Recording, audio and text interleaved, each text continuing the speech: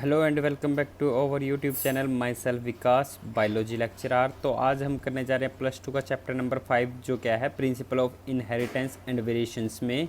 Next topic क्या आएगा हमारा क्रोमोसोमल थ्योरी ऑफ इनहेरिटेंस। इससे पहले हम कर चुके थे डाई हाइब्रिड के cross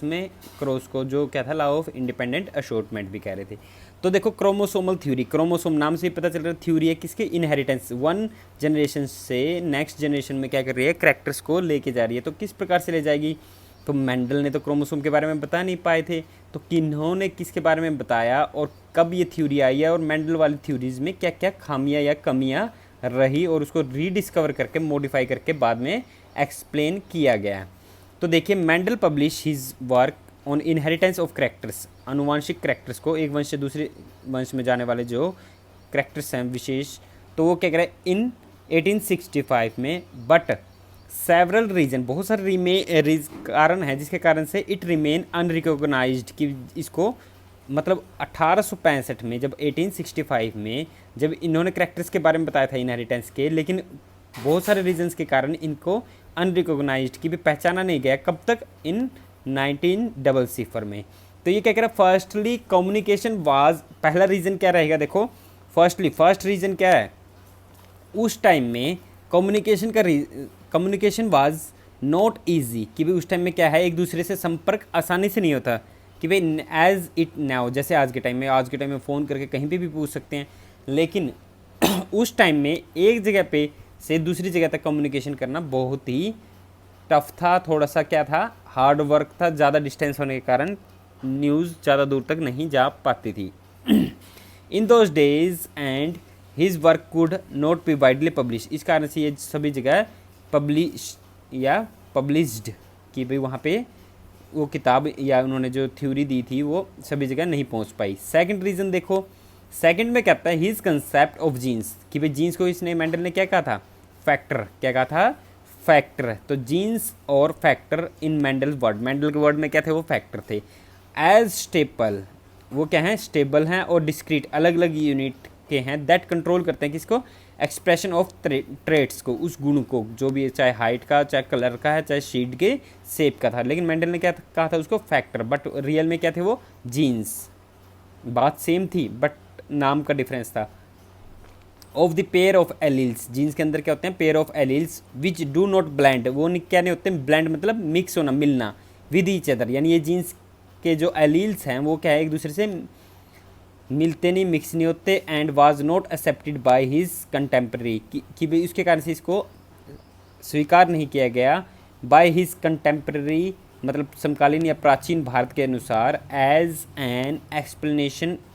for the apparently continuous variation seen in nature, कि लगातार जो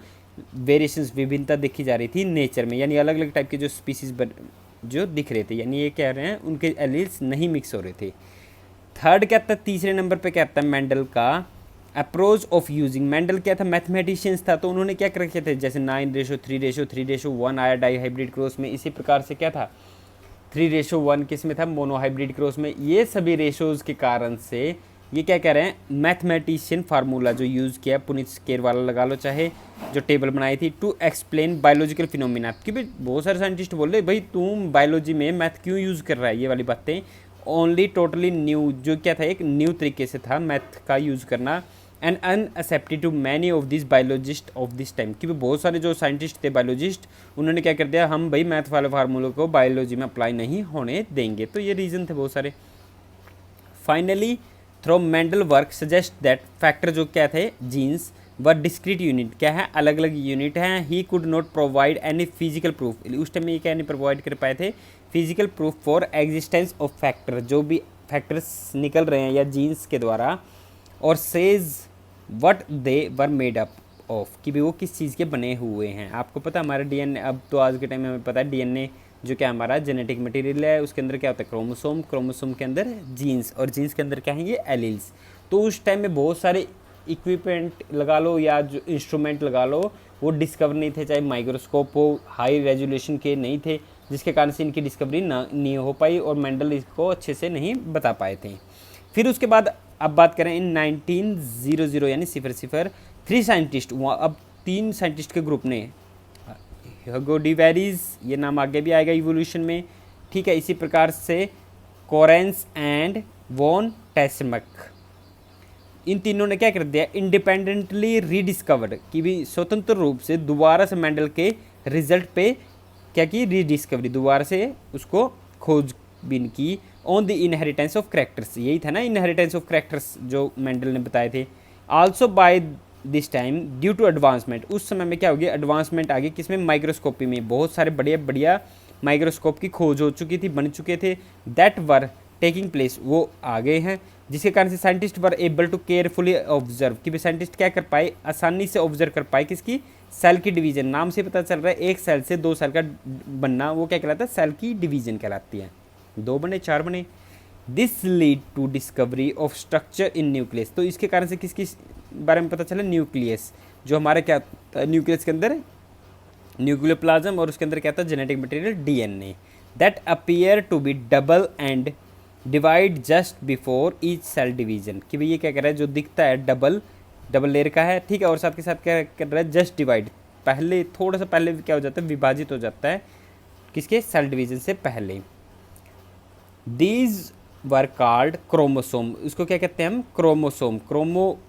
for coloured bodies as they were visualised by staining, इसमें क्या कर देते हैं, रेड या ब्लू कलर का स्टेन कलर सा दे देते हैं, जिसके कारण से ये क्रोमोसोम की शेप जो है, इस टाइप की जो शेप मान लो, तो वो क्या होती है, आसानी से क्या होती है, अपीयर्स, यानी दिख जाती है। ये वाले जो क्या होते हैं, ये सेंटर में प्रेजेंट होता है सेंट्रोमर, और ये वाले क्या हो गए, सिस्टर क्रोमेटाइड्स, ठीक है। फिर कहता है बाय द 1902 में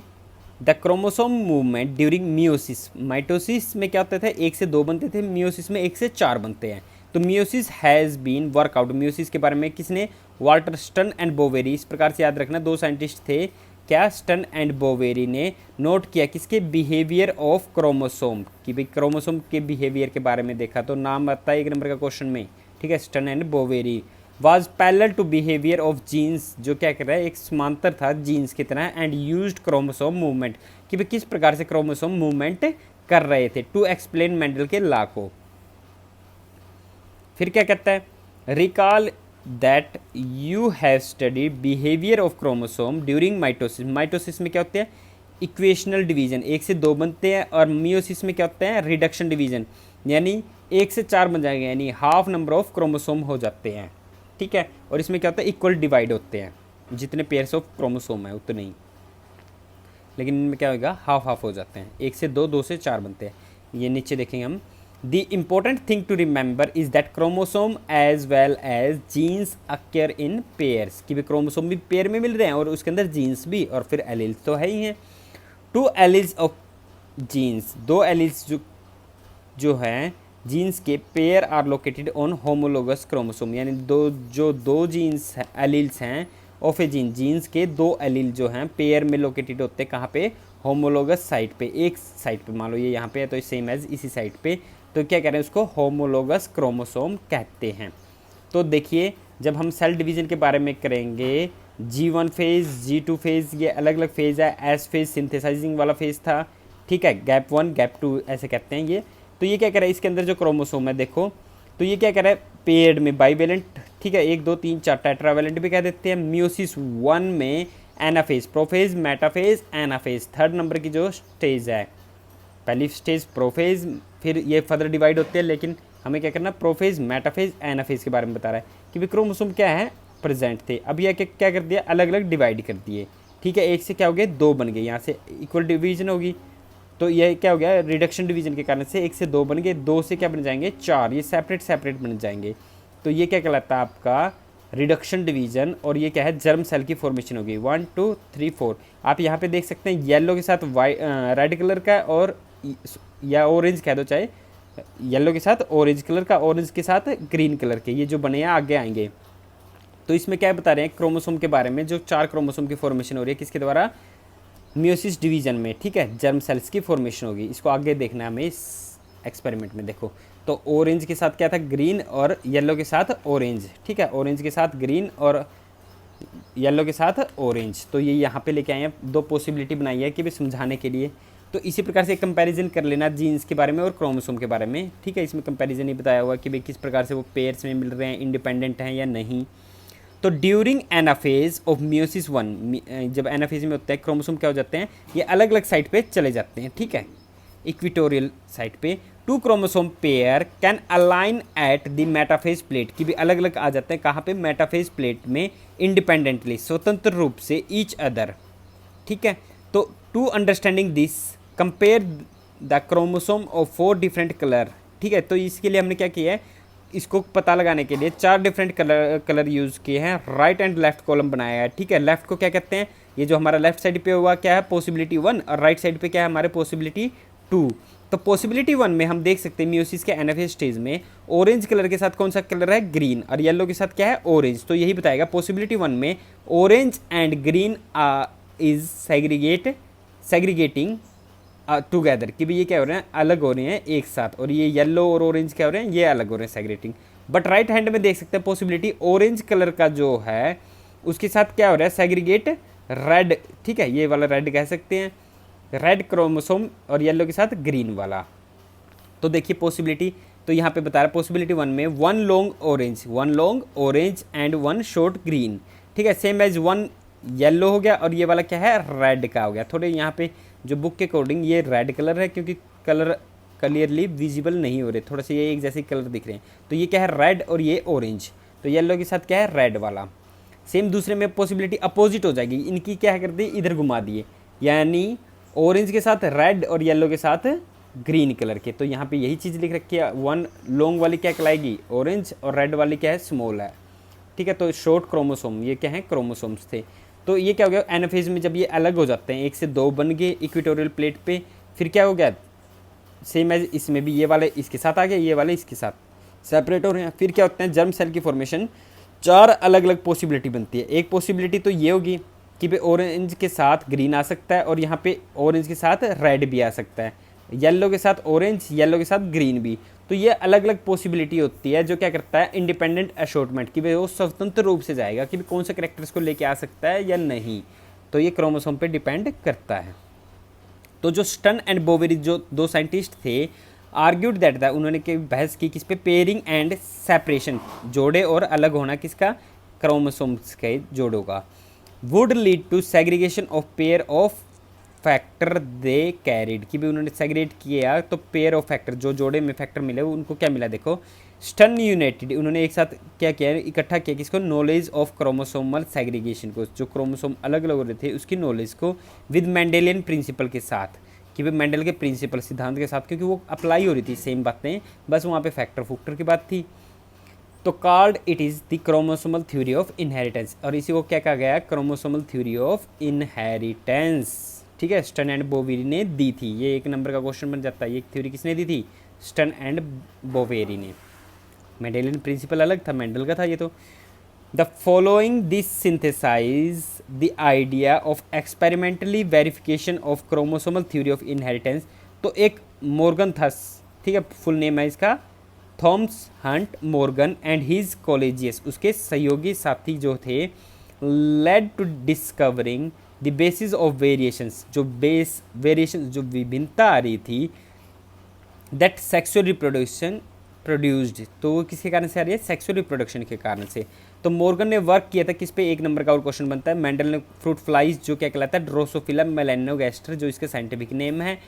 वर found to suitable for such study, उनको इस पर स्टडी की तो बढ़िया लगा, क्या से, तो देखिए they could grow on simple synthetic medium में, ठीक है, सिंथेटिक मीडियम में उन्होंने ग्रो किया, किसमें, लैब में। They complete their life cycle, कि भी वो जो फॉर्मेशन हो रही है उनकी डेवलपमेंट के लिए फ्रूट फ्लाई की, तो कंप्लीट लाइफ साइकिल को कंप्लीट किया किसमें, 2 वीक्स में, 2 सप्ताह में। एंड सिंगल मेटिंग, एक बार सिर्फ रिप्रोडक्शन के बाद, कैन प्रोड्यूस,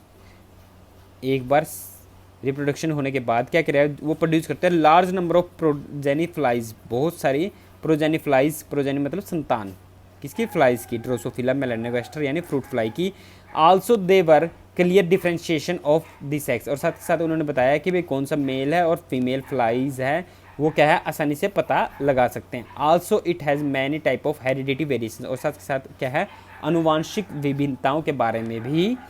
देखा गया, विद लो पावर माइक्रोस्कोप के द्वारा, किसके द्वारा, लो उस टाइम हाई पावर नहीं थे तो लो पावर माइक्रोस्कोप के द्वारा भी इनको देख लिया। तो फ्रूट फ्लाइज में देखो ड्रोसोफिला मेलानोगास्टर, मेल का साइज़ क्या है, स्मॉल है, और फीमेल का साइज़ क्या है, लार्ज है। और साथ के साथ क्या करें, इनकी आइज़ के अकॉर्डिंग दिया था, विंग्स के अकॉर्डिंग, इनके बॉडी के शेप के सॉरी बॉडी के कलर के अकॉर्डिंग। तो हम इसको आगे करेंगे, इनके किस प्रकार से इनकी क्रॉसिंग ओवर की थी, किस प्रकार के करेक्टर्स जाते हैं। आई होप कि आपको अच्छे से समझ में आया होगा। Thank you so much.